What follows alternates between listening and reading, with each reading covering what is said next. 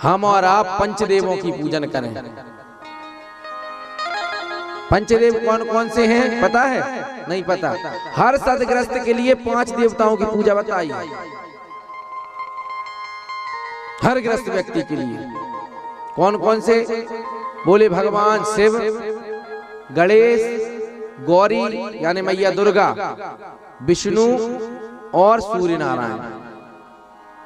ये 5 देवताओं की पूजन हमको प्रतिदिन करना चाहिए। और विशेष में ऋषि ऋण से मुक्त होने के लिए जो भी हमारे घर में भोजन बने, उस भोजन की 5 आहुति, जिस चूल्हे में आप भोजन बना रहे हैं, आजकल तो गैस पर भोजन बनने लगे, सभी घर बनने लगे भैया, हाँ, पर जिस सदग्रस्त के घर में प्रतिदिन 5 आहुति अग्नि में जो भोजन आपने पकाया है, उस भोजन की आहुति अग्नि में डालते हैं, तो वो सदग्रस्त ऋषि ऋण से मुक्त हो जाते हैं। जी सरल विधि, इसमें भी रुपया नहीं लग रहा। जो भोजन बनाओ भाई, ये तोड़ कर 5 आहुति अग्नि में डालने हैं, फ्री बारो काम। और फिर तीसरा ऋण है पितृ ऋण। तो पितृ ऋण से मुक्त होने के लिए, पितरों की प्रसन्नता के लिए हमको पितृ देवताओं के निमित्त जल अर्पण करना चाहिए। इसमें भी पैसा वैसा नहीं लगे, खर्चा काम ही खत्म है।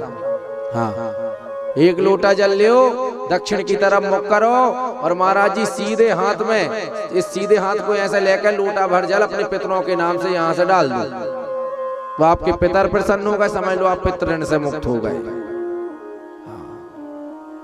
तो कहने का तात्पर्य है, यह शिव कथा कह रही है कि महाराज जी, यदि आप तीनों ऋण से मुक्त होना चाहते हैं तो देव ऋण से मुक्त होने के लिए दिनचर्या सुधार लो, ऋषि ऋण से मुक्त होने के लिए 5 देवों की पूजा करो, अग्नि में 5 आहुति दो, और पितृ ऋण से मुक्त होने के लिए 1 लोटा जल भरकर सीधे हाथ से पितृ तीर्थ से दक्षिण दिशा में मुंह करके और पितरों के लिए जल देना प्रारंभ कर दो, तो तीनों ऋणों से आप मुक्त हो जाएंगे। बोलो शंकर भगवान की जय हो। और महाराज